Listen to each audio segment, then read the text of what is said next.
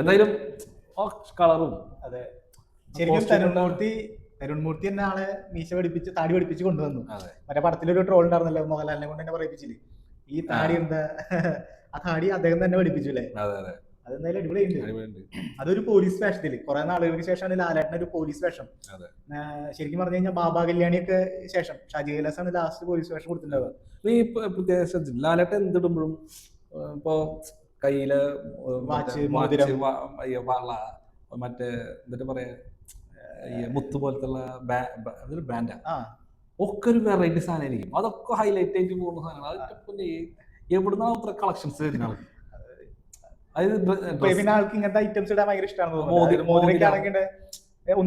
ഒന്നിൽ കൂടുതലൊക്കെ ഉണ്ടാവാറുണ്ട് കൈ. അതെ, മോതിരാവട്ടെ, മാലയാവട്ടെ, എന്ത് സ്വർണ്ണാവട്ടെ, അദ്ദേഹത്തിന്റെ കൈമഴോ ദേഹത്തൊക്കെ എടുക്കുമ്പോൾ അത് പ്രത്യേക രസമാണ്. ഇപ്പൊ മോഹൻലാലിന്റെ കൈയും കാലൊക്കെ കാണുമ്പോൾ തന്നെ ഭയങ്കര രസമാണ്. അതെ അതെ. എന്നാലും ഈ ഷർട്ട് എനിക്ക് ഇഷ്ടപ്പെട്ടുകൂടാ. ആ പൂച്ചക്കുട്ടി ഇങ്ങനെ തല പൊക്കി നോക്കണ പോക്കറ്റിൽ നിന്ന് രസമായിട്ട്, വൈറ്റ് ഷർട്ടില് അതിന്റെ വാല് പോക്കറ്റിൽ നിന്ന് പുറത്തേക്ക് ഉള്ളിയോടെ പുറത്തേക്ക് വന്നിരുന്ന പോലെ രസമുണ്ട്. കോസ്റ്റ്യൂം രസമുണ്ട്. ആൾക്ക് ഭയങ്കര ഇഷ്ടപ്പെട്ടിട്ടുണ്ട് ഫോട്ടോ. കുറെ നാളുകൾക്ക് ശേഷമാണ് പ്രൊഫൈൽ പിക്ക് മാറ്റിയേക്കുന്നത്. സംഭവം അടിപൊളിയായിട്ടുണ്ട്. എന്തായാലും സംഭവം രസമുണ്ട്.